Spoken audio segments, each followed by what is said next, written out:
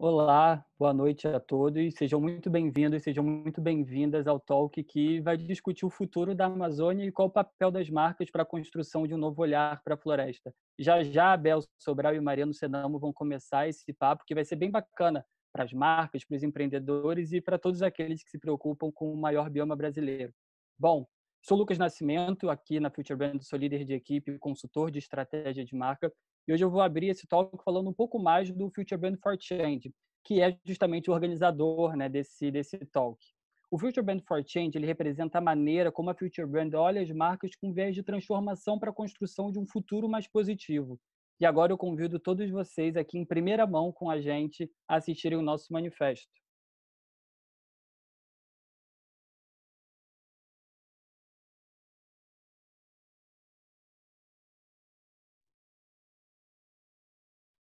O que as marcas podem fazer pelo futuro? Podem combater desigualdades, criando novas oportunidades? Manter uma floresta de pé e valorizar nossa biodiversidade? Podem cooperar, além de competir? Incluir, educar, aprender, aproximar, em vez de ditar padrões? Podem gerar valor para todos e não somente para seus acionistas? É claro que podem, devem, devem disseminar conhecimento, ser aliadas da ciência, combater fake news.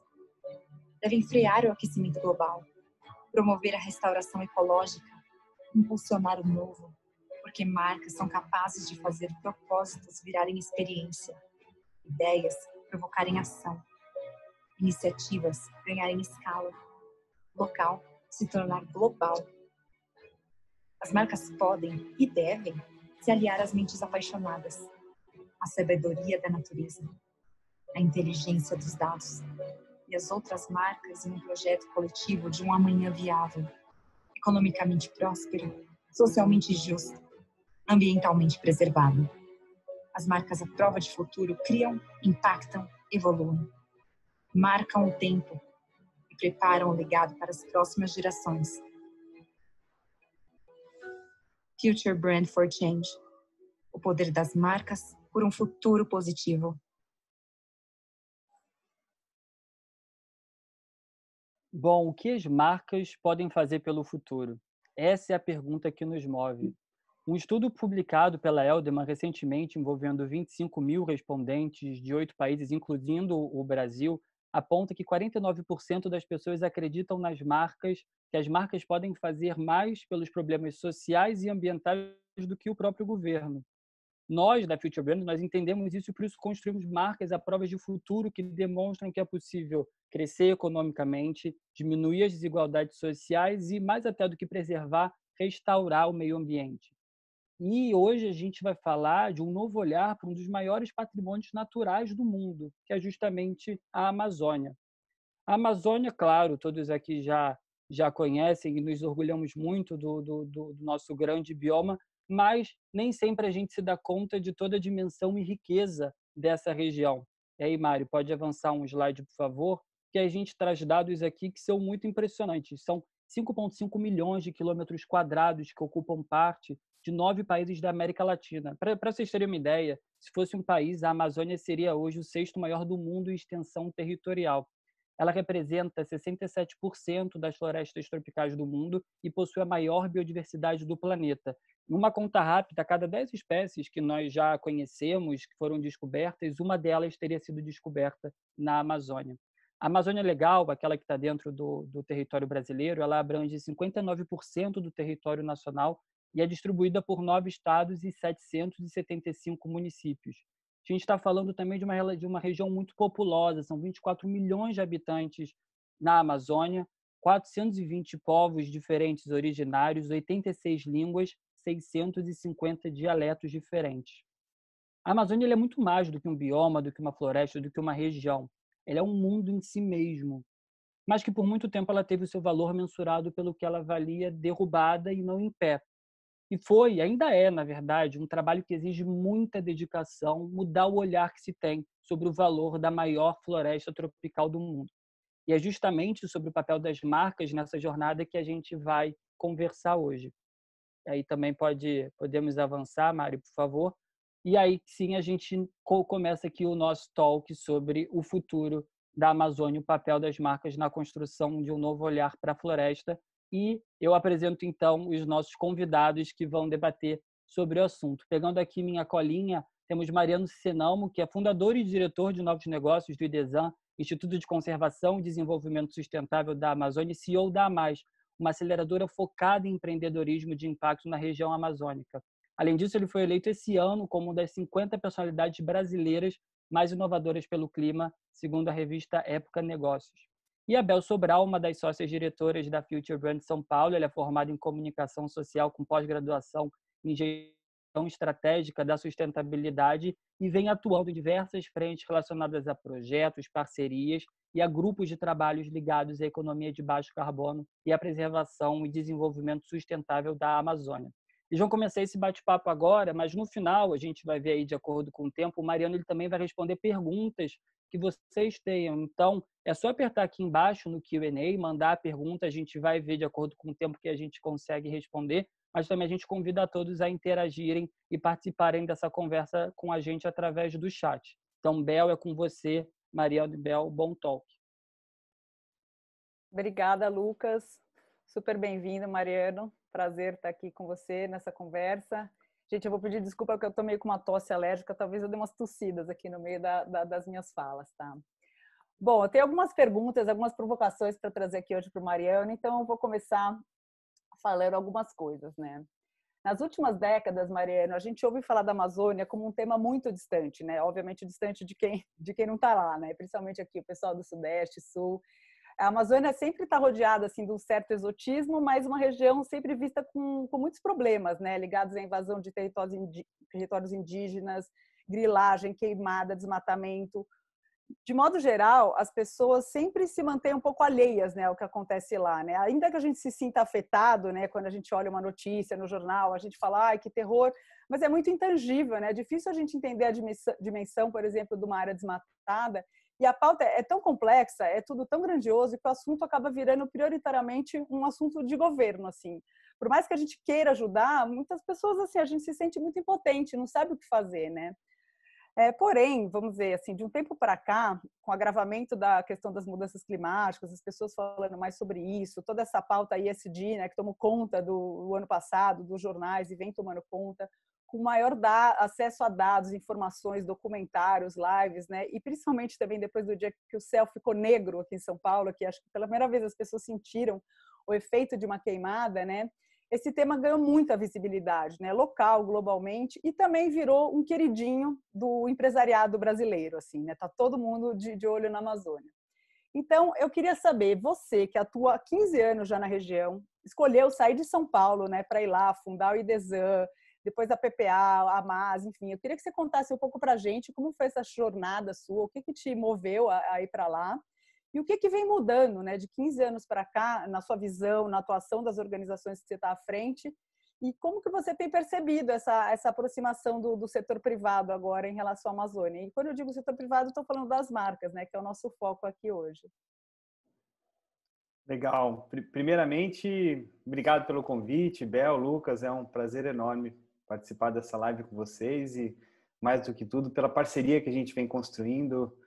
Vocês têm feito uma diferença enorme e parabenizo a Future Brand por tomar essa liderança num movimento em que a Amazônia e o mundo todo precisa de marcas que se comuniquem de forma mais responsável e que motivem suas empresas e seus stakeholders a passarem a buscar soluções para os problemas ambientais e sociais que hoje o planeta enfrenta. Mas, olhando 15 anos para trás, é engraçado que... Engraçado não, é trágico talvez, que a Amazônia passava por um momento parecido. Nós vínhamos de taxas de desmatamento ainda maiores das que nós estamos tendo hoje. O desmatamento estava beirando os 20 mil quilômetros quadrados. Nós não tínhamos tanto acesso à comunicação, isso mudou muito. Então, acho que o ponto que eu mais gostaria de explorar nesse momento primeiro, por que eu fui para a Amazônia, né? Eu sou engenheiro florestal de formação e para mim não fazia muito sentido trabalhar em outro lugar que não fosse a Amazônia. Então, a decisão foi um pouco natural. Os caminhos que nós tomamos, aí é história para... Talvez mais para frente da conversa a gente volte neles, mas é história para bastante conversa. Mas o que mudou, eu acho, principalmente pelo acesso à informação que nós temos hoje e pelo conhecimento do tamanho do problema, hoje acho que a grande questão é que o desmatamento da Amazônia passou a afetar o Brasil de uma forma como nunca antes nós tivemos conhecimento. Ou seja, apesar da economia do desmatamento na Amazônia ela representar pouco para o PIB, ou seja, a atividade econômica associada ao desmatamento da Amazônia, não é que quando a gente desmata uma grande área de floresta, isso bomba a nossa economia, injeta dinheiro na economia. A relação não é direta assim.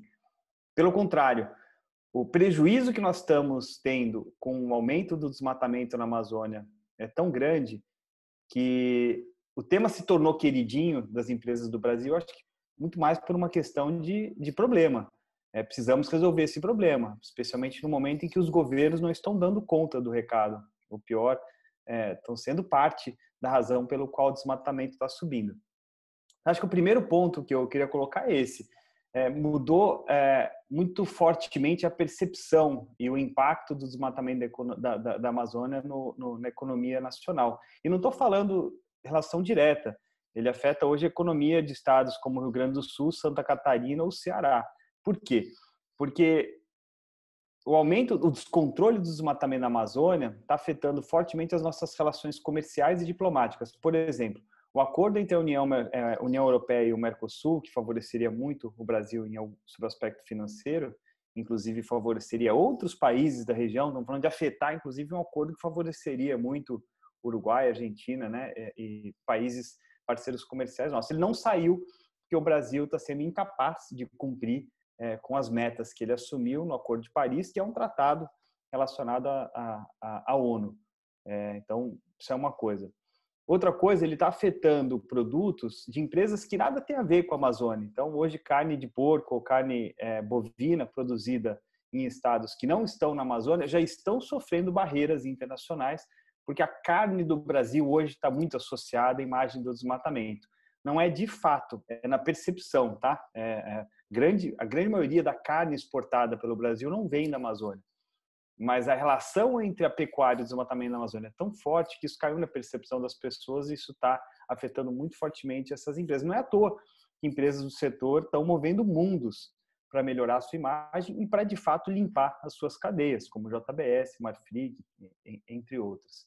Eu destacaria acho que essa a grande mudança, viu, Bel? Que de fato as empresas, né, as pessoas, os brasileiros hoje estão preocupados porque isso passou a afetar a nossa economia. Sem falar do ponto de vista climático. Hoje se tem conhecimento que em períodos de alto desmatamento na Amazônia, nós temos uma redução nas chuvas que abastecem, por exemplo, os reservatórios de água para consumo na cidade de São Paulo. Há também uma redução nas chuvas que fornecem água para a agricultura nos estados do Sul e do Sudeste. Então, a relação está cada vez mais direta e nós precisamos fazer alguma coisa para melhorar isso pelo nosso próprio interesse. Não é uma coisa de ativista, ecológico, ecochato, não. É de fato importante porque está afetando a nossa vida no dia a dia. Legal, interessante. Então, dentro desse contexto, vem surgindo vários termos, né? Bioeconomia, regeneração, restauração, mercado de carbono, Amazônia 4.0, né? São termos relativamente novos para um público mais amplo, né? Acredito que é o público que esteja ouvindo a gente aqui hoje, né? E são termos também que têm tomado conta de lives, enfim, webinários. A gente, né? Você, por exemplo, foi convidada para falar no evento do Itaú ano passado. Esse ano você foi convidado para falar no XP também sobre esse assunto. Então, se você puder explicar para a gente um pouco, né, o que são esses termos, esses conceitos, como que eles estão interligados e por que todo mundo deveria estar prestando atenção nisso? Tá.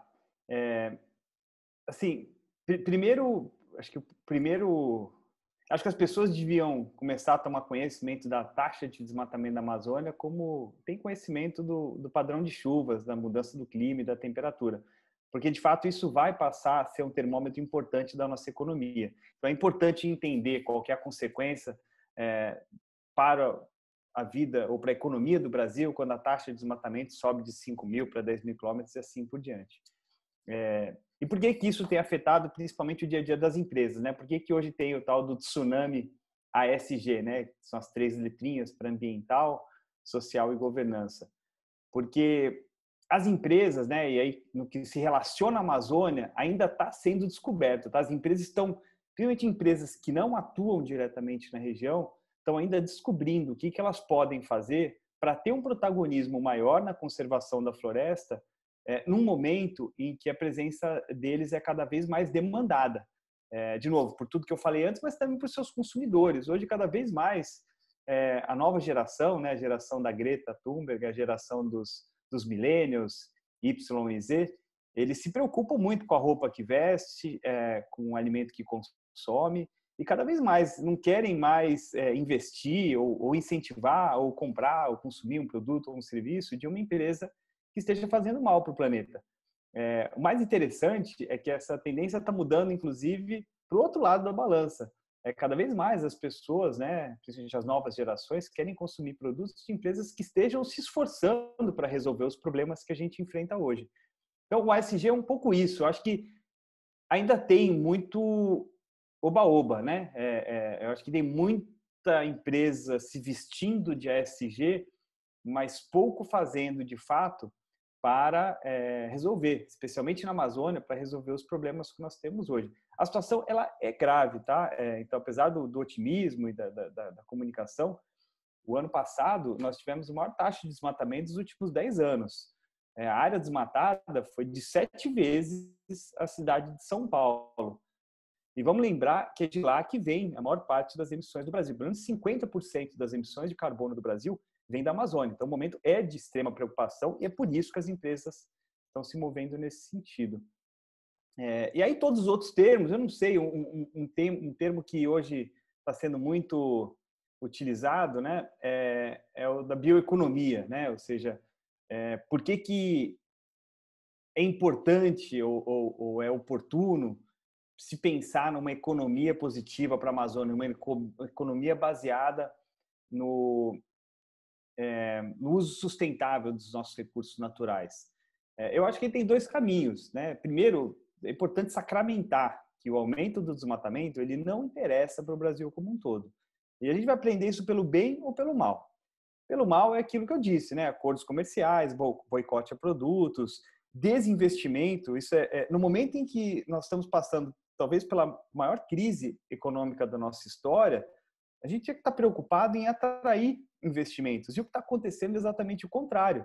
O ano passado, por exemplo, né, o Fundo Soberano da Noruega, ele reduziu os investimentos no Brasil em mais de 15 bilhões de reais. Ele tirou 15 bilhões de reais de empresas, né, ou ativos brasileiros onde eles investiam, principalmente por conta, né, claro que a parte de governança, né, a instabilidade política afeta muito, mas eles têm anunciado sucessivas vezes que a imagem do Brasil hoje está muito associada negativamente ao aumento do desmatamento. E eles estão sendo muito cobrados. Os países nórdicos na Europa estão sendo extremamente cobrados pela sua sociedade de aplicar investimentos de seus fundos soberanos, que são muito grandes, em negócios que vão garantir o futuro das próximas gerações. Então, é a palavra do dia, é a ordem do dia. Não vão mais. BlackRock, né? A gente tem visto os grandes fundos internacionais anunciando que mandaram uma carta, inclusive, para o presidente Bolsonaro, dizendo que se ele não resolvesse a situação, eles iam começar um movimento de desinvestimento, o qual o Fundo da Noruega já botou em prática. Acho que isso é um pouco o que eu acho que a gente tem cada vez mais compreender que as relações, elas, no mundo de tanta velocidade, as relações elas são muito diretas, elas refletem muito rapidamente impactos reais na nossa vida. Mesmo quem não tem nada a ver com a Amazônia, lá, sou vegetariano, mesmo os vegetarianos que não consomem carne, talvez por uma decisão ideológica de que ela está associada aos humanos, mesmo a vida deles também será afetada, porque a vida do Brasil como um todo está sendo afetada. Não tem para onde fugir, né? Bom, então vamos falar um pouco desses desafios, né, que é operar e estar na Amazônia, né? A gente sabe que eles não são poucos, nem pequenos, e num lugar tão grande e tão complexo como é a Amazônia, né? Inclusive, eu estava vendo uma coach lá no estudo do Onda Verde, que alguém falou, investidor não quer investir na Amazônia, eles têm medo, né? Porque é muito complicado mesmo, né? Então, a gente queria que você contasse para a gente um pouco, você que conhece bem esses desafios, né? A gente até participou dos Labs aí 2 anos atrás para discutir sobre isso. Conta um pouco quais são esses desafios e como você, e em todas as organizações que você atua, né? O AMASE, DESAN, PPA, estão buscando soluções e parcerias para ajudar a superar esses desafios e também vamos entender aí se tem algumas oportunidades para o pessoal se animar também aqui, né? Não ficar só todo mundo com mais medo ainda. Espero que a gente depois dos desafios consiga falar das oportunidades, né? Mas acho que a primeira coisa é importante entender que eu costumo dizer que não existe bala de prata, né? Aquela bala de prata que mata o lobisomem. A Amazônia, ela é muito grande, o Lucas já colocou, né? A Amazônia Legal representa 60% do nosso território. E para uma área tão grande, é de se esperar uma diversidade enorme em aspectos culturais, políticos, econômicos. Mas por alguma razão que eu não sei explicar o porquê, as pessoas tendem a buscar soluções simples, né? Então, assim, vou criar o programa tal que vai resolver todos os problemas da Amazônia. É um absurdo tão grande quanto você falar que talvez um programa de educação que funciona em São Paulo, ele vai funcionar em Santiago do Chile. E estamos falando exatamente dessas distâncias, tá? A distância entre Macapá, a capital do Amapá, e Rio Branco, no Acre, é mais ou menos a mesma distância de São Paulo do Chile, mas nós não propomos uma solução que vai funcionar para o Brasil, né? Ou para São Paulo e para o Chile da mesma forma. Então, acho que a primeira coisa é compreender que, de fato, são problemas complexos que vão demandar abordagens complexas. E aí eu gosto de dividir que é importante pensar no curto e no longo prazo. No curto prazo, é fundamental, né, que nós retomemos uma agenda forte de comando e controle para conter a sangria, né, ou seja, estancar a situação de colapso que nós estamos passando, e não só colapso relacionado ao desmatamento, né? Sistemas de saúde tomaram, né, o colapso no sistema de saúde, em especial nos estados do Amazonas, do Acre, de Roraima, tomaram os noticiários há um tempo atrás. Então, é muito importante se investir muito nos sistemas de comando e controle, aumentar a fiscalização. O orçamento do Ministério do Meio Ambiente vem sendo reduzido drasticamente, né, nos últimos 2 anos, ações para regularização e ordenamento fundiário, implementar as áreas protegidas como parques, que inclusive poderiam estar sendo extremamente bem utilizados para atrair turismo, que poderia movimentar bem a economia regional, um apoio aos povos e comunidades tradicionais indígenas que estão passando por violências muito grandes. A atividade ilegal tem trazido muitos conflitos em terras indígenas, especialmente o garimpo, nos últimos meses. Fortalecer órgãos de governos em nível federal, estadual e municipal. Então, tudo isso é uma agenda de curto prazo, uma agenda de urgência, que nós tínhamos que estar dedicando muita atenção. E aí é difícil pensar que também, mesmo na agenda de curto prazo, existe uma solução simples. Hoje, né, no colapso que estamos vivendo, seguramente a prioridade número 1 está na saúde, a prioridade número 2 está na recuperação econômica, a 3 talvez segurança pública, 4 eu iria para educação, e por aí vem uma série de outras pastas importantes para talvez a agenda de meio ambiente na vida de quem está aqui na região, na ponta, ela vem um pouco lá na frente. E é importante compreender isso, né? O desmatamento na Amazônia ele não ocorre porque as pessoas são estúpidas ou ignorantes. Ele tem uma racionalidade econômica muito forte. Hoje você vê histórias de pessoas que derrubam a floresta, né, se tornam empresários, muitas vezes bem-sucedidos, pecuaristas, agricultores, e fizeram isso para melhorar de vida, assim como todo mundo quer e deve ter o direito de melhorar de vida. Então, promover a recuperação econômica na Amazônia, ao mesmo tempo que nós garantimos a conservação da floresta, significa um desafio enorme, um desafio sem benchmark em nenhum lugar do mundo. Todos os países ricos, o desenvolvimento, ele também foi, infelizmente, às custas da destruição de florestas, né? Depois de um tempo, claro, né, com a economia estável, com menos problemas sociais para resolver, muitos países conseguiram promover uma restauração de áreas degradadas. Os Estados Unidos, por exemplo, devastou grande parte das suas florestas no centro-oeste. E depois, né, com bastante recursos para isso, hoje tem um sistema excelente de gestão de parques. Difícil você pensar na prioridade de um gestor público, ele conseguir dedicar todo o investimento que os Estados Unidos dedica, por exemplo, para a gestão de seus parques e florestas nacionais, quando não dá conta nem mesmo de colocar tubo de oxigênio no hospital para salvar a vida das pessoas. Então, um pouco essa é a realidade que a gente passa hoje pelo Brasil, uma realidade extremamente trágica e que precisa passar pela compreensão de todos quando pensamos numa solução. Mas eu vou olhar um pouco para longo prazo e talvez agora para o copo mais cheio, pelo lado da oportunidade. Depois que estancar essa sangria, é super importante se focar numa visão de longo prazo e grande ambição para garantir a conservação e o desenvolvimento sustentável da Amazônia. Para isso, se passa por enormes desafios, como, por exemplo, né, os negócios que nós aceleramos com a MASE, que nós investimos, e os projetos que o IDESAN desenvolve, todos eles passam por um nível de complexidade que normalmente não se encontra em estados um pouco mais estruturados e conectados, como São Paulo, Rio de Janeiro, Minas Gerais, Santa Catarina. Então, assim, desafios básicos como logística, toda a logística na Amazônia ela é mais complexa. Hoje você tem alguns projetos que nós desenvolvemos, onde para fazer um produto ou uma pessoa sair da comunidade e chegar em Manaus, tá? Manaus, que é o hub econômico, político da região, ele chega a demorar 10 dias de barco.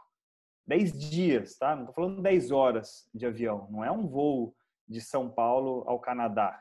Ou aos Estados Unidos. São 10 dias num barco.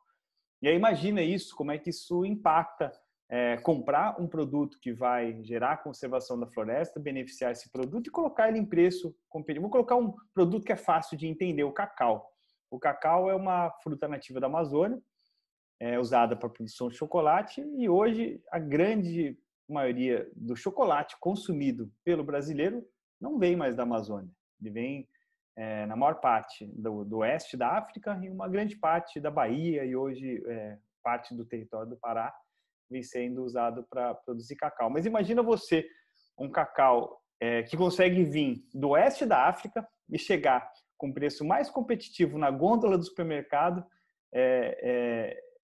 né? Como é que ele consegue sair mais barato vindo do oeste da África, da Costa do Marfim ou de Gana, e sair mais barato do que um cacau que a gente produza no estado do Amazonas, por exemplo. Tudo isso é culpa da nossa logística extremamente deficiente, disfuncional, que envolve integrar diferentes modais, principalmente o fluvial e o rodoviário. Um outro problema sério que a região enfrenta é a informalidade.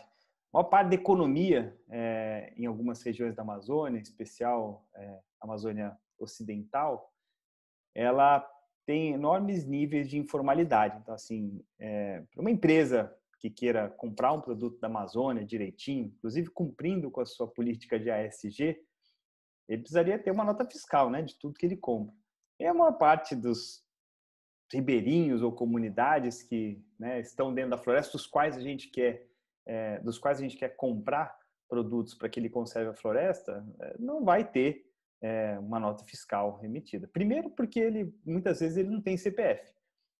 Segundo, porque ele não tem computador e muito menos internet para emitir uma nota fiscal dentro da floresta para poder emitir a nota que o comprador quer. E por aí vai. Acho que os problemas da informalidade, um grande índice de sonegação, né, de impostos, e um grande nível também de ilegalidade. Então, a presença de atividades ilegais inibe qualquer investidor. Nós estávamos falando de como atrair investidores ou pessoas. De fato, a região passa por um nível enorme de atividades ilegais que impede boa parte dos negócios bons de acontecerem. Eu acho que eu encerro por aqui, Bel. Acho que isso. Já tem desafio suficiente para a gente ficar um pouco depressivo, mas espero que energizado e provocado a buscar soluções. Acho que as empresas também vão ter que buscar talvez outras formas, né? Quem quiser tá lá, atuar lá, vai ter que buscar algumas outras formas. Mas era justamente sobre isso a próxima pergunta que eu ia te fazer, né? A gente aqui na Future, né, trabalha com grandes empresas e a gente vem notando esse maior interesse pela Amazônia, né? Seja para se plugar num projeto, seja para desenvolver, de repente, o pipeline de produtos com ingredientes locais, seja para estar conectado a um projeto de restauração ou neutralização de carbono, enfim, são várias formas, né? Inclusive, como eu falei, você quer ajudar, você quer estar, você quer se conectar, mas não sabe muito. Mas eu acho que aparentemente é uma notícia muito boa, né? Que já existe essa vontade, né? Mas então agora falando um pouco mesmo de dicas e oportunidades, que dicas você daria para que essas empresas cheguem junto, né, da Amazônia, com todos os seus problemas e realidades que você acabou de descrever, de um jeito positivo? Que cuidados precisam ser tomados com as pessoas, com as comunidades? Inclusive também no tipo de comunicação que essa empresa vai fazer depois, né? Para evitar um super greenwashing, por exemplo, falando de uma coisa que não está sendo feita. O que no final das contas pode ser visto, assim, seria visto de um jeito muito positivo e o que pode ser de repente muito mal visto, assim. Então, tenta pensar um pouco, né? As grandes empresas querendo atuar lá dentro da Amazônia e o que é oportunidade, como que deveria ser feito esse trabalho para que, enfim, quem está aqui ouvindo a gente e tem esse interesse consiga pelo menos saber um pouquinho esse caminho das pedras, assim. Tá, antes de entrar nessa reflexão, eu queria provocar todo mundo que está assistindo a pensar, vou dar 10 segundos para responder a pergunta. Se você fosse um estrangeiro e alguém te perguntasse quais são as 3 primeiras coisas que vêm na sua cabeça quando você pensa no Brasil? Vamos lá, vou dar 10 segundos para o pessoal em casa pensar e depois responder. E depois eu tenho uma resposta. Podem pôr no chat também, né?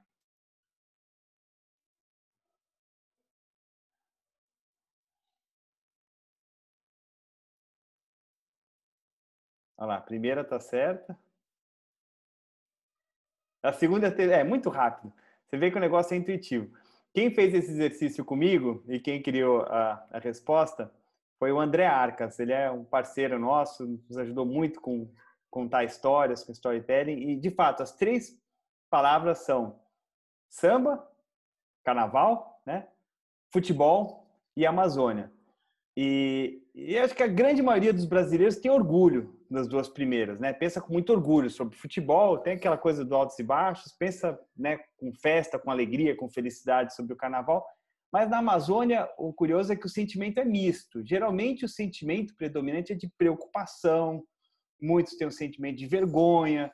Quem nunca viajou para fora do Brasil e a pessoa pergunta para você, pô, mas é Brasil, e a Amazônia, e a floresta, né? Acho que a expressão já muda na hora, você já, tá difícil, te passa por alguns problemas, é realmente assim, já começa a se explicar.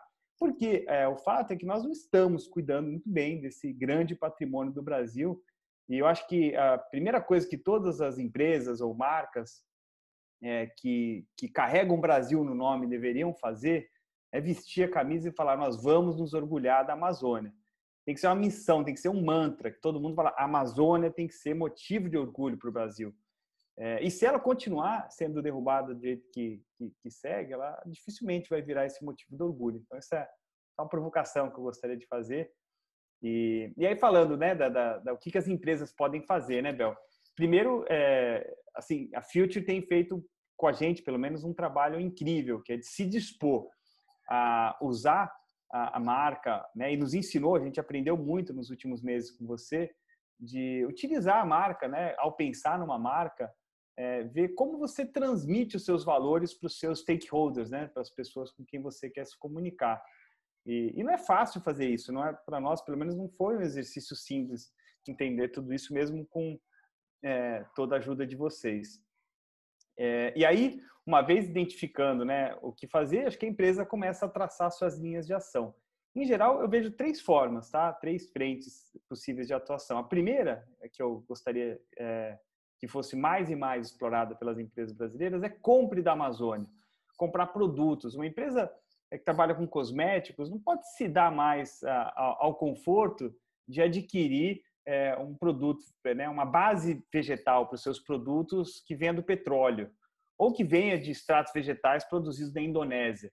A gente tem que começar a impulsionar uma economia positiva, uma economia regenerativa, uma economia sustentável a partir da enorme abundância de produtos, né? O Lucas falou um pouco, né, da biodiversidade, das espécies e tal, que vem da Amazônia. Então, acho que as empresas tinham que se dispor a ir mais para a Amazônia e enxergar a Amazônia como negócio. Essa é a primeira frente.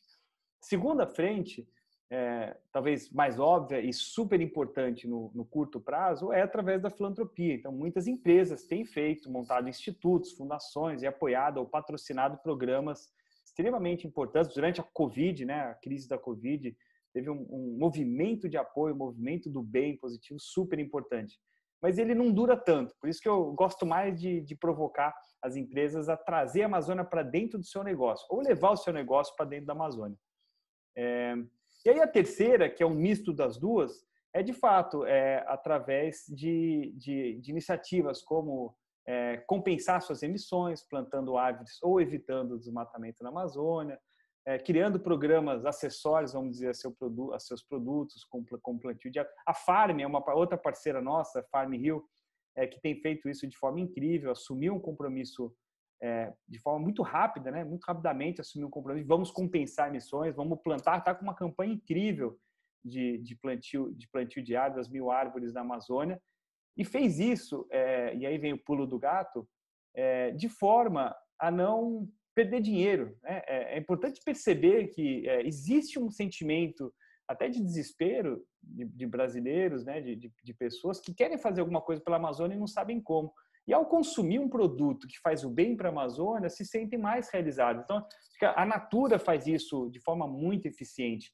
Eu vi uma entrevista do Guilherme Leal uma vez que foi incrível, onde ele estava dizendo que assim, a pergunta do jornalista foi meio assim, mas e aí? Né? A discussão era sobre os investimentos ASG, os investimentos que as empresas têm que fazer para se tornarem, né, com uma boa marca ASG. E ele respondeu de forma genial. Ele falou que fazer a ESG ou ajudar a Amazônia nunca foi um custo para a empresa. Pelo contrário, foi o que diferenciou, foi o que tornou a Natura uma das maiores empresas de cosmético do mundo. Então, não foi um custo, pelo contrário, foi um investimento que deu super certo, só gerou retorno financeiro. Então, essa terceira frente, eu acho que tem que ser muito mais explorada pelas empresas. Não vê como um território. É difícil, tem desafio. Claro que tem, mas tem muita instituição legítima, né, que atua tem um empresariado pujante. Lá em Manaus tem líderes empresariais que cada vez mais se destacam e tem mostrado esses caminhos, né? O Denis Mineve estava um grande amigo, um mentor importante, um dos investidores da Amazon, um conselheiro do IDESAN, que cada vez mais tem provocado o empresariado brasileiro a olhar para a Amazônia com um olhar de negócio. Porque o olhar de filantropia a gente já conhece. Eu acho que ele tem que olhar com um olhar de negócio para lá. É isso aí, desenvolvimento sustentável. Bom, vamos falar um pouquinho da MAS, então, né? Recentemente a gente teve essa oportunidade de participar com vocês desse projeto muito legal, dessa aceleradora que já renasce, né? Que ela é um spin-off lá de dentro da PPA, com uma maior aceleradora de negócios de impacto da região norte. Mas quando a gente fala em termos, né, como aceleração, startup, vem muito à mente das pessoas negócios mais ligados à tecnologia digital, dados, inteligência artificial. E, inclusive, tem essa expressão também que tem surgido, a Amazônia como Vale do Silício brasileiro, né, que pode dar a impressão para as pessoas que será que a gente está falando, né, de criar um polo tecnológico lá. Então, eu queria que você contasse um pouco aqui para o pessoal, falasse um pouco o que é a MAS, né, se existe alguma relação com tecnologia ou não, e como que as grandes empresas, ou enfim, quem está aqui hoje também, pode investir, se beneficiar, se aproximar dessas soluções que a MAS apoia, investe, né, os empreendedores que estão na Amazônia. E se não tem tecnologia, né, que diferença esses investimentos em tecnologia poderiam fazer hoje para a Amazônia, né?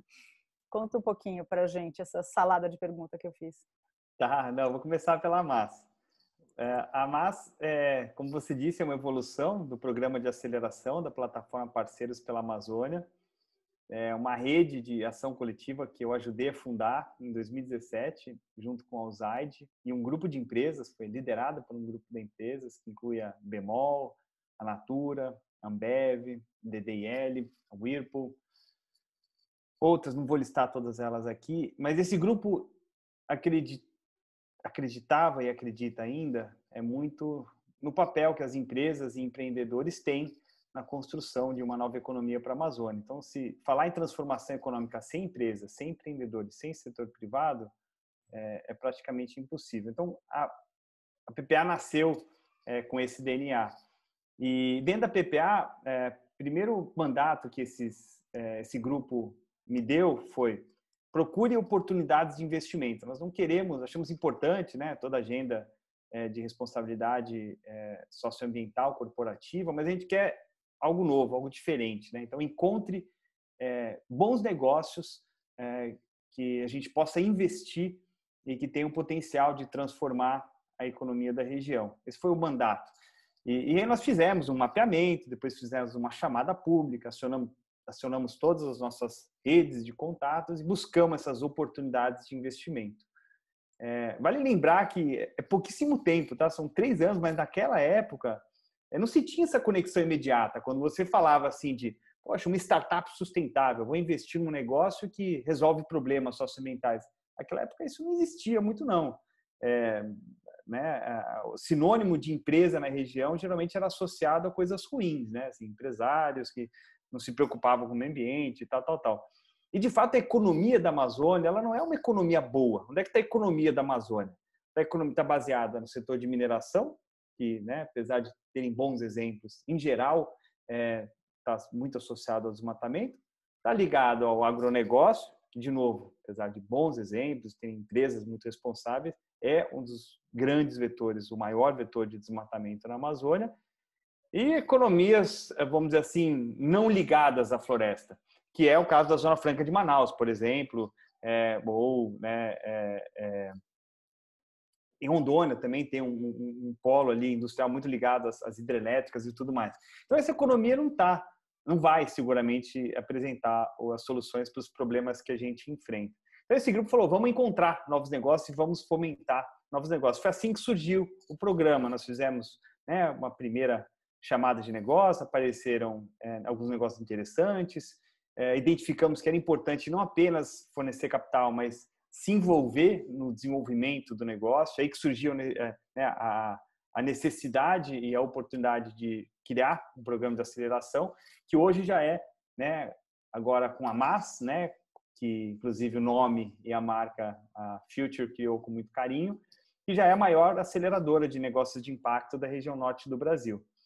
Então é isso, nos últimos 2 anos nós aceleramos 30 negócios, investimos em 12 dessas, em torno de 6 milhões de reais, parte disso com dinheiro filantrópico, parte disso com investimento privado, e alguns deles sim têm inovação tecnológica na veia. Eu concordo totalmente que, mas acho que quando se fala de o Vale do Silício para os empreendedores, o Vale do Silício do Brasil, não é necessariamente, eu acho que trazendo para a tecnologia. Eu acho que sim, é muito importante ter cada vez mais agregação de tecnologia em tudo que a gente faz, especialmente na Amazônia, mas eu olho muito mais como uma oportunidade para o Brasil se diferenciar na economia global. Eu acho que acho que o Brasil não tem um grande diferencial competitivo para disputar espaço na economia digital, por exemplo. Não vamos nem a pau disputar com Índia, Califórnia ou Israel. E nem com a China, pela indústria, pela economia industrial. Nossa indústria é importante em diversos setores, vai continuar existindo, mas acho que não é aquilo que vai fazer o boom, igual, por exemplo, fez o Vale do Silício, que revolucionou completamente, não só a economia dos Estados Unidos, mas a economia do mundo. E eu acho que a Amazônia, o Vale do Silício, na minha concepção, por isso, o mundo nos próximos 10 ou 20 anos, ele vai precisar de soluções baseadas na natureza. O que vai diferenciar o Brasil, se é que nós vamos nos diferenciar, espero que positivamente e não negativamente, como vem sendo, ele vai se diferenciar, se ele vai ter uma relevância na economia global, eu não tenho dúvida que é promovendo o equilíbrio climático. E o mundo vai demandar isso. Infelizmente, nós não temos volta, nós estamos caminhando para um colapso ambiental. E a Amazônia tem um papel central nesse meio. Então, o Brasil deveria olhar para isso, eu acho. Nós tínhamos que estar olhando para a Amazônia como realmente uma excelente oportunidade, né, uma dádiva que nós recebemos como país para ser extremamente relevante tem uma posição. A Amazônia deveria dar ao Brasil o tão desejado assento no Conselho de Segurança da ONU. Agora, à medida que a gente destrói ela, como é que a gente vai pedir assento em Conselho de Segurança de qualquer coisa? Falando em tecnologia, né, para que a gente consiga atrair inovação, atrair desenvolvimento, atrair investidores, o nosso governo tinha que estar olhando, né, e aí espero que, se o governo não olhar, que as empresas olhem para a região com a mesma ambição que tivemos quando lideramos, talvez, com a Embrapa, uma das maiores revoluções no setor de produção de alimentos que o mundo já viu. O Brasil hoje é líder de produtividade em várias culturas, no mundo inteiro, como laranja, café, milho e tantos outros. O Brasil, em combustíveis renováveis, desenvolveu o etanol, que foi realmente uma revolução. E hoje nossa matriz energética não emite menos do que outras matrizes de combustível, porque, de fato, o etanol fornece energia verde. Papel e celulose é outro setor que o Brasil se destaca mundialmente, ou até na aeronáutica, no setor de construção de aviões com a Embraer. Quem diria, né, que o Brasil um dia ia se tornar líder de tudo isso? Foi questão de escolha. Escolhemos, vamos investir nesses setores que eles podem ter uma relevância. Gostaria que o Brasil conseguisse ter essa mesma escolha para a Amazônia, porque, de novo, se não olharmos como oportunidade, ela vai seguir nos afetando muito negativamente por todas as outras frentes. Nossa oportunidade de nos tornarmos uma verdadeira potência ambiental, né? Bom, a gente falou muito das marcas, das empresas olhando para a Amazônia para ajudá-las, né, nesse desenvolvimento. Agora, fazendo um pouco o caminho inverso, vamos olhando um pouco para as marcas que já estão lá, né, as empresas que atuam lá, os empreendedores. A gente, né, por exemplo, já trabalhou junto em alguns projetos com vocês, né, Idesan, Namas, Café Apuí. O ano passado a gente fez uma mentoria, né, para as startups, ajudando elas a entenderem processos de branding e comunicação. Então, acho que você já sabe bastante agora, né, o que é um projeto de branding, né? O próprio Carlos Nobre falou agora no documentário dele, né, que é preciso agregar valor para os produtos da sociobiodiversidade, né? Então, ainda que você tenha colocado uma série de desafios, a gente sabe que falta o básico para diversos empreendedores da floresta. Como que você acredita, né, que o branding e comunicação podem ajudar quem está lá, né? Que benefícios, por exemplo, você enxergou, né? Você já mencionou um pouco aí anteriormente, nos projetos em que houve um trabalho de marca para as pequenas iniciativas que estão lá, e como a gente, a Future, outras empresas também que podem estar assistindo a gente aqui, pode ajudar e fazer parte desse movimento, assim, de dar luz, né? De dar visão para quem está atuando lá já, com um processinho um pouco mais estruturado. Então, eu disse um pouco já, né? De novo, a parceria com a Future Brand foi incrível, nós aprendemos, acho que estamos ainda aprendendo muito com o poder de uma boa comunicação. E aí, assim, digo com toda a humildade, somos ignorantes ainda sobre o assunto, e grande parte das empresas ou de pequenos negócios, de startups que poderiam estar crescendo e se desenvolvendo, não conseguem se dar o luxo de contar com uma assessoria, de contar com a parceria de uma empresa que ajude a transmitir o valor, ajude a transmitir o que está por trás do negócio, o propósito por trás do negócio para os seus clientes, para os seus stakeholders. Não é fácil isso. Eu não sabia olhar para a marca, olhar para uma logomarca, olhar para um nome, da forma como a gente olha, em grande parte por conta da assessoria que vocês nos deram. E olha que, assim, são 15 anos de estrada, né? O Idesan não é tão pequeno mais. E realmente o ecossistema de empresas, de negócios da Amazônia, ele não está conectado com o mainstream que está em São Paulo, que é onde as grandes empresas de assessoramento de marcas estão. Então, ou ambos os lados se dispõem a caminhar, a se encontrar no meio do caminho, talvez foi assim que a gente se encontrou, né, Bel? Ou a gente vai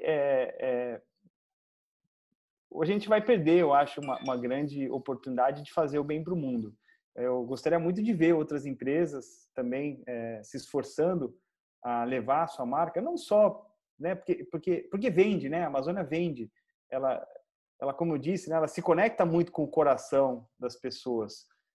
Mas faz por merecer. Eu acho que as empresas poderiam realmente ajudar mais a Amazônia e dinamizar uma economia, isso vai fazer bem para o seu negócio, né? Como já disse Guilherme Léo, com o sucesso enorme que tem sido a Natura. Então, por exemplo, uma parceria que nós tivemos, né, com a Future no programa de aceleração do ano passado, todas as empresas que participaram da oficina saíram de lá muito melhor posicionadas e com uma capacidade maior de transmitir o valor da sua empresa através da sua marca. Precisava multiplicar isso por 100, 200, 300 vezes. Meu sonho seria ver, talvez, mais e mais empresas associadas com a Amazônia, associando sua marca à Amazônia, mas de forma profunda, não de forma superficial, de vou fazer uma campanhazinha aqui, juntar um dinheirinho, mandar lá para ajudar a Covid e falar, ajudei a Amazônia no momento crítico. Isso só vai tapar o sol com a peneira, vai apagar o incêndio volta. Então, eu acho que a associação de marca que eu gostaria de ver é realmente mais profunda. Legal, fica a dica aí, viu, pessoal que está ouvindo a gente. Bom, estamos indo já para o final das nossas perguntas aqui. Eu sei que esse assunto não é exatamente a sua área de atuação, mas você já até mencionou algumas vezes aqui nas suas falas a questão dos parques, né, que foram criados lá nos Estados Unidos, por exemplo. Queria falar um pouquinho sobre o turismo sustentável, né? É uma ferramenta, vamos dizer, que tem se mostrado muito importante como uma forma de preservação, né? A gente vê lugares como a África, aqueles animais super ameaçados, Costa Rica, ilhas do Pacífico, até mesmo aqui no Brasil, quando a gente olha, né? Fernando de Noronha, Pantanal, Bonito, já tem muitos dados que mostram que a atração do turismo para áreas preservadas gera muito mais renda, receita do que outras explorações locais, né? Então, você preservar dá dinheiro. Você manter uma espécie lá, uma observação de onça, de tubarão, de elefante, enfim. E eu tenho para mim, né, que a exploração do turismo sustentável na Amazônia, ela está muito, muito aquém do potencial, né? Dá para contar assim nos dedos de uma mão e meia, assim, opção de hotéis, de lugares bacanas para você visitar. A gente recentemente eu estava lendo sobre o Cristalino Lodge lá no Mato Grosso, que se define como um santuário na Amazônia. Ele ocupa uma área de floresta primária 6 vezes o arquipélago de Fernando de Noronha, ajudando a preservar essa área, fazendo um trabalho super importante, né? A gente fala muito de produto, mas tem todo esse outro olhar, né, das marcas para estarem lá, né? Como que você enxerga, enfim, qual que é a tua visão sobre essa questão do turismo? Como atrair mais marcas hoteleiras e pessoas para conhecerem, né? Porque eu acredito muito que você precisa conhecer para se conectar, né? A minha grande conexão com a Amazônia, eu precisei ir para lá e conhecer, e fui várias vezes, e realmente só assim você conhece os ingredientes, a culinária, os lugares, né?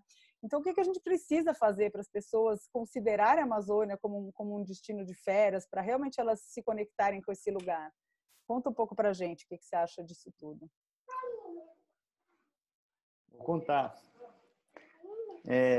Chegou aqui é o momento que eu temia, que meu filho entrou na live.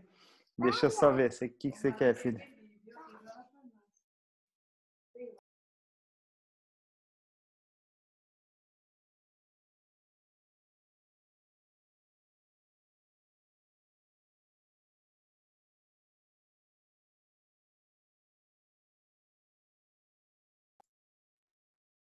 E aí, desculpa, gente, foi rapidinho aqui, desculpa a interrupção. Turismo, pois eu acho que está diretamente relacionado a isso, né? A gente geralmente dá valor para aquilo que a gente sente, vê e pega nas mãos, né? Ver pela televisão hoje está muito fácil e não gera o mesmo efeito. Agora, eu acho que o desenvolvimento do turismo na Amazônia passa muito por aqueles problemas que eu falei, né? Logística, comunicação, e falta de ilegalidade, informalidade. Então, assim, realmente você tem que ter um compromisso muito grande, uma vontade de conhecer muito grande. Não é fácil você fazer um turismo na Amazônia legítimo e você sai realizado e tudo mais. Deixa ele vir, mãe. Pode deixar ele vir. Não, ele trabalha. Tá. Não sai para comprar chuteiro, tá? Eu vou já você vê como é que tá. Eu sei como é que é. Bom, eu vou para a minha última pergunta, para a gente abrir para o pessoal. Parece que apareceram umas perguntas aí no chat. Eu queria falar um pouco sobre a biodiversidade, né? A gente falou já um pouquinho sobre bioeconomia.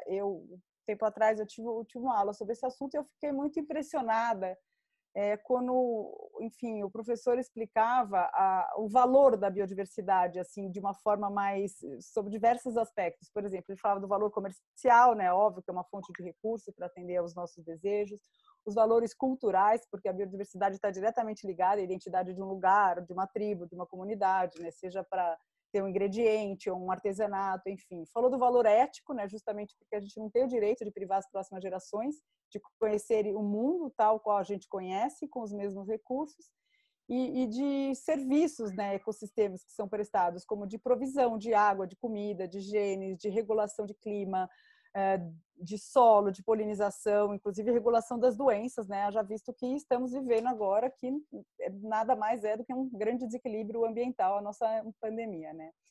Eu também fiquei muito impressionada quando ele mostrou algumas áreas tipo áreas de calor, né? Então a gente via onde estava a maior concentração de vertebrados no mundo, a maior concentração de répteis, a maior concentração de números de espécies, e os hotspots do mundo sempre estavam, né, na Amazônia e na Mata Atlântica.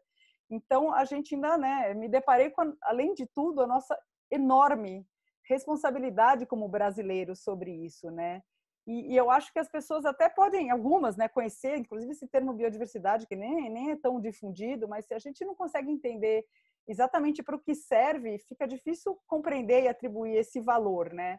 Então, o que é que você acha que poderia ser feito para dar mais luz a esse tema? Não sei se é até uma questão de educação nas escolas mesmo. E como que outras empresas, como a Natura, que a gente já mencionou aqui, é sempre a Natura, né, que é o grande exemplo, né, do nosso orgulho nacional, que acabou trazendo para o nosso conhecimento ingredientes da Amazônia que ninguém nunca tinha ouvido falar, sei lá, patauá, andiroba, ucuba, né? Coisas que hoje em dia você vê nas lojas e que a gente não conhecia. Como é que as outras empresas podem ver esse valor e explorar de forma sustentável para trazer inovação para suas marcas? Então, bom, primeiro, assim, uma questão econômica, né? Vai na linha do que você falou. O benefício de conservação na Amazônia, os serviços ambientais que ela presta, né? Eles são importantes para a região, para o Brasil, para a América do Sul, para o mundo como um todo. Então, manter o carbono que a Amazônia possui estocado na floresta, ele tem um valor importante. Por outro lado, né, ele custa, né? É preciso investir para pôr em prática tudo isso que a gente vem falando desde o começo da live, né? E era importante que a gente conseguisse internalizar, né? O termo que se usa é internalizar as externalidades, ou seja, como fazer com que a demanda por conservação de floresta, conservação de biodiversidade, manutenção de estoques de carbono tenha o mesmo valor, e deveria ter, porque é um serviço tão essencial, cada vez mais essencial para a humanidade, quanto a produção de alimentos, arroz e feijão. Acho que esse é um desafio enorme. Algumas empresas têm feito isso, e isso é super legal. Então, todos os compromissos estão sendo lançados por empresas aí, né? Tem uma corrida, inclusive, hoje, né, entre grandes empresas, até por disputar investimento. Dos fundos de investimento estão começando a virar o ponteiro, dizer, só vou investir em empresas que tenham compromissos sérios em relação às mudanças climáticas. E aí, por isso, está rolando uma onda agora de empresas lançando o compromisso de se tornarem neutras em carbono, carbono zero, 2030, 2040, 2050. A maioria é para 2040, 2050, o que é um pouco longe, talvez não seja tempo suficiente, teria que antecipar um pouco mais essas metas. E aí está diretamente relacionado a isso, né? Eu acho que estratégias de compensação de emissões conseguem cumprir muito bem com esses objetivos de internalizar um valor que a empresa gera através da sua iniciativa. Bom, eu acho que o pessoal separou algumas perguntas aí, né? Lucas, Mari, eles estavam de olho aí no chat, nos Q&As. Eu vou encerrar aqui as minhas perguntas, porque a gente são 7 horas, e acho que é legal a gente, né, conseguimos cravar aí numa horinha. Legal a gente deixar esse espaço. O Mariano falou que nas lives que ele tem feito, essa tem sido a hora mais divertida, né? Então, vamos ver o que apareceu aí, Lucas. Legal, Bel. Vamos sim. Tem umas perguntas aqui que estão aparecendo no chat, mais para o finalzinho, mas eu vou ler algumas que vieram também do Q&A, né? Até respostas anônimas, eu inclusive acabei de dividir com vocês. A primeira delas fala o seguinte: sempre falamos de um cliente no centro ou humano no centro, mas considerando esses novos contextos, não deveríamos pensar em um ecossistema no centro? E, se sim, o que falta para incentivarmos uma forma de pensar mais integrativa? Olha, eu estou em dúvida se essa pergunta é para mim ou se é para a Bel, viu? Ou você também, viu, Lucas? Eu estou aqui elaborando aqui uma resposta.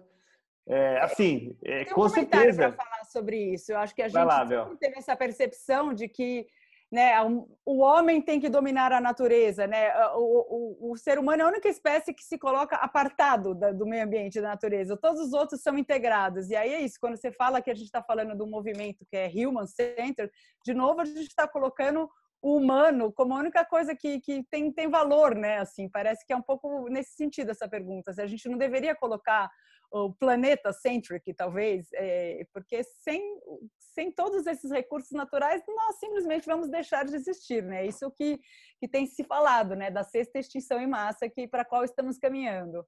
Agora deixo para vocês complementarem aí. Olha, eu só fico com a primeira parte da pergunta. Eu considero, com certeza, o ecossistema tinha que estar no centro de tudo. Sem ele, né, nós não vivemos. Se nós não iniciarmos, já deveríamos ter iniciado, talvez seja até tarde demais, uma revolução completa na forma como nós nos relacionamos com o nosso planeta, ele vai entrar em colapso, né, muito rapidamente. Como já está entrando, já começam a ter algumas erupções de colapso, né? Assim, o Brasil já tem hoje o que os climatologistas chamam de eventos climáticos extremos, bastante desastrosos, né? Quem não lembra, alguns anos atrás, a temporada de chuvas que, né, desbarrancou várias casas e matou muita gente na região serrana do Rio de Janeiro, as secas que hoje afetam drasticamente regiões produtoras de grãos e aí, enfim, leva a gente, né, ao fracasso, crise de abastecimento de água em São Paulo e Rio de Janeiro e por aí vai. Então, assim, isso é só uma pequena amostra do que está por vir se nós não fizermos alguma coisa. Agora, o que fazer para incentivar uma forma de pensar mais integrativa, isso aí é para vocês. Eu não sou especialista no tema. Deixo para o Lucas aí se virar nos 30. Imagina, não. Já colaborou muito, inclusive até emendo uma outra que também pega gancho com isso. Eu acho que aí vai ser realmente bem sua especialidade, que é a pergunta da Gil. Deixa eu compartilhar aqui. Acho que quando eu aperto aqui, acho que aparece para todos vocês. Vemos esses dados de que consumidores acreditam mais no poder e potencial de mudança das empresas do que no próprio governo, né? Até algo que a gente falou ali na nossa fala de abertura. No contexto da Amazônia, você acha, e acho que essa é específica para você, Mariano, que as marcas conseguem promover mudanças independentes das políticas públicas ou ainda esbarram muito em limitações governamentais? Conseguem promover totalmente independente. Vamos combinar, vai. Hoje, assim, o governo, eu acho que eu inverteria a pergunta, né? Assim, se hoje empresas, pessoas, tá, sem fazer nenhum julgamento de valor, são pessoas, muitas vezes grupos empresariais, em diversos setores, estão levando o desmatamento para a Amazônia, por que eles não conseguem reverter? Hoje, empresas no Brasil conseguem fazer tudo, inclusive atividades ilegais. Não é esse tipo de empresa que a gente gosta, não é esse tipo de empresa que a gente quer, e eu tenho certeza que não é esse tipo de empresa que a Júlia está mencionando. Mas seguramente tem muito espaço para fazer uma revolução. De novo, eu dei alguns caminhos. Mirar o departamento de pesquisa, desenvolvimento e inovação da empresa para a Amazônia, para novos produtos, princípios ativos, mirar o departamento de prospecção de novos ativos, ou departamento de compras, né, passar o alimento que é servido no refeitório da empresa pode vir da Amazônia, entre tantas outras coisas. De novo, eu acho que tem muito espaço para a inovação e as empresas, algumas já estão saindo na frente, tá? Tem empresas que já estão saindo na frente. Dou aqui alguns exemplos, a própria Bemol, como eu já falei, uma empresa regional que está fazendo muito pela região, muito além do seu ramo de atuação. A Natura, suspeito óbvio. Vicbold tem um projeto incrível de compra de castanha. Mercury, empresas, produtoras de açaí hoje estão com várias, e falando, obviamente, também das pequenas empresas, né? Tantas startups, tantos empreendedores heróicos que participam hoje do nosso portfólio de empresas, algumas delas a Bel conhece bem, que dão nó em pingo d'água para conseguir ofertar um produto hoje, né, na gôndola do supermercado. Hoje em dia é muito mais na internet, né? O legal é que elas estão conseguindo vender muito através da internet. O Mercado Livre, um parceiro incrível que nós temos, tem viabilizado através do seu negócio empresas que antes não conseguiam vender, e especialmente na pandemia, com todas as dificuldades de logística e tudo mais, venderam mais até do que vendiam quando entraram na pandemia através do e-commerce. Então, eu acho que basta querer, viu? Oportunidade tem muita. E de novo, não olhe só com um olhar filantrópico, olhe para a Amazônia com um olhar de negócio que ele vai retornar. Legal. Também aqui fazendo uma peneira, veio realmente bastante pergunta, mas também veio uma outra específica, Mariano, para você, da Cristiane Pereira. Ela queria saber como você define o greenwashing, você até falou um pouco sobre isso, talvez aí dá um duplo clique nessa resposta, e como você percebe esse tipo de ação pelas marcas, né? Tanto para o bem quanto para o mal. Ela queria a sua percepção sobre isso. Tá.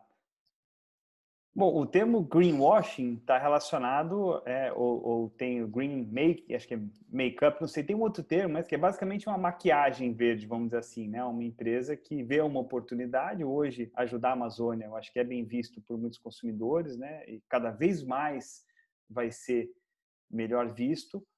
E a empresa vê essa oportunidade e diz lá que está fazendo mundos e fundos e está ajudando a algo enorme na Amazônia, e de fato não está fazendo, né? Acaba fazendo uma propaganda enganosa. Como perceber isso?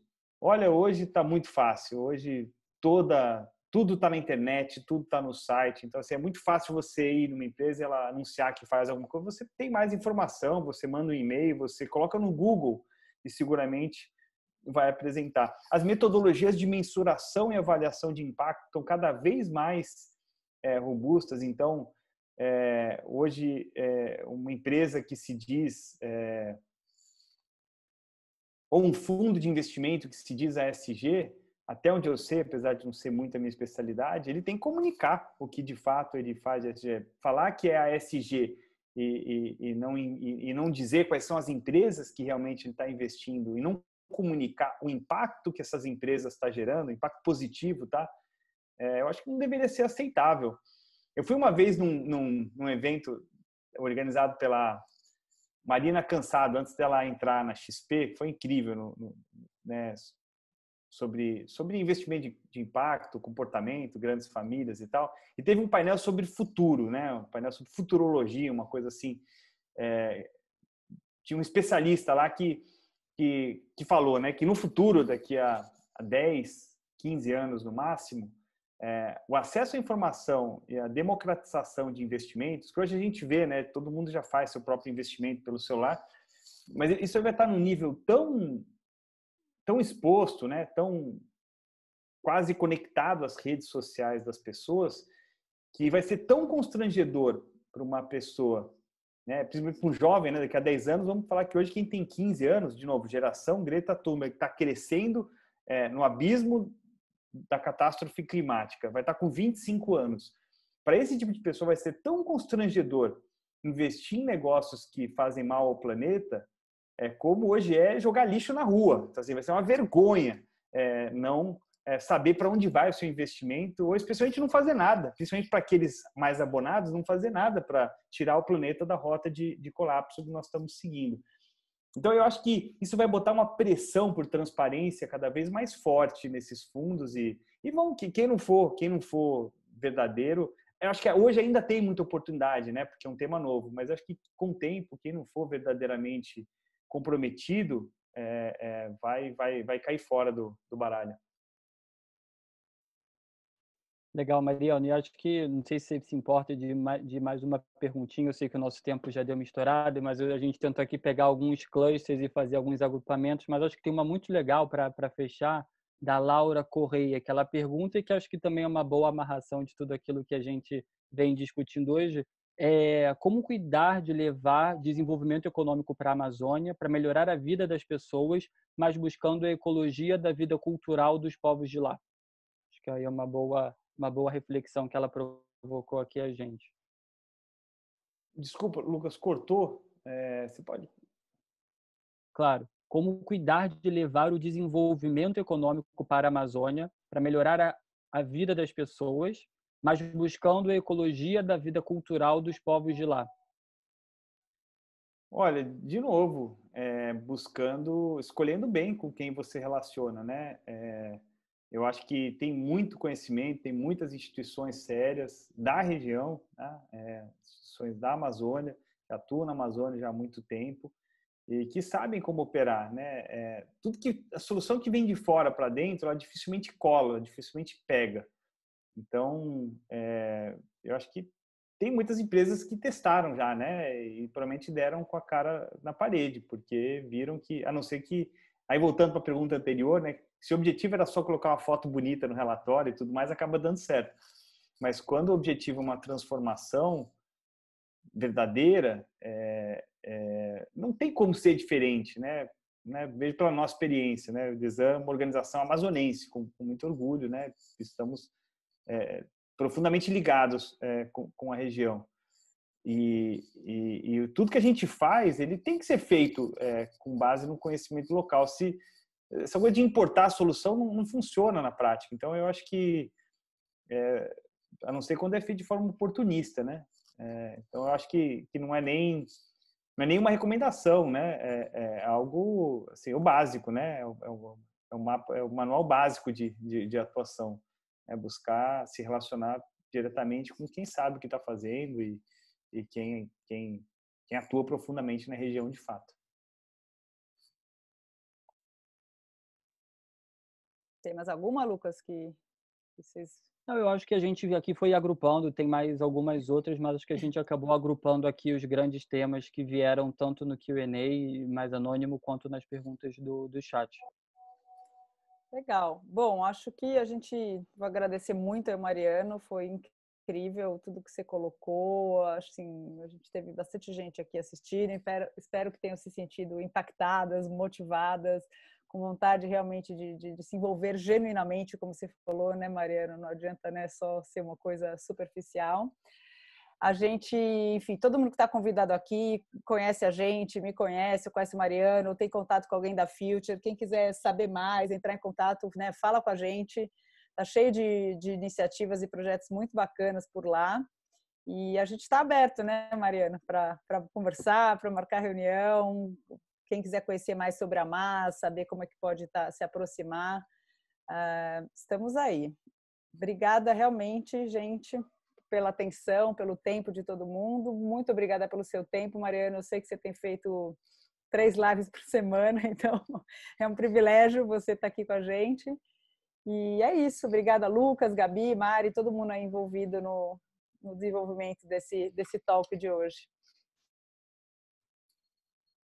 Bom descanso. Eu que agradeço, Bel. Que agradeço aí pela parceria de sempre. Tamo junto. Tá bom. Vai ficar com o seu filhinho agora, que ele merece atenção. Obrigada a todos, gente. Obrigado. Boa noite. Tchau, gente. Obrigado.